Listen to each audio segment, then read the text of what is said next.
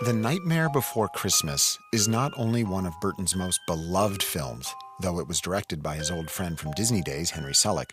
It's also the realization of one of his long-cherished dreams, the rejuvenation of stop-motion animation for feature films.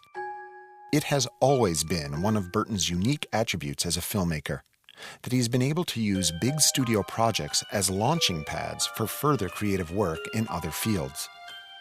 Above the puppets from The Nightmare Before Christmas, you'll see a series of large-format Polaroid pictures that began as a spin-off from the film and then took on a life of its own.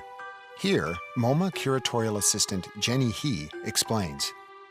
Using a large format 20 by 24 Polaroid camera, Tim Burton created a series of Polaroid photographs. This project took place between 1992 and 1999.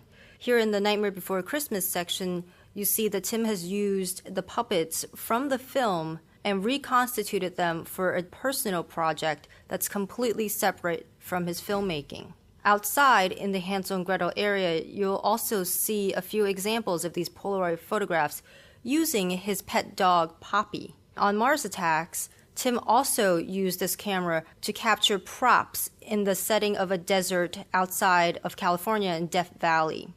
On his off days, Tim Burton took this large camera out into the desert to Death Valley and using props from the films created these new tableaus that allowed him to experiment with his themes and his motifs that are found in his films in a completely different project. So in a way, these Polaroid photographs are a diversion from his day job.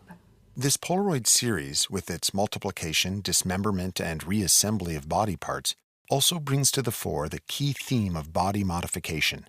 Tim Burton talks here about the importance of this motif in his work.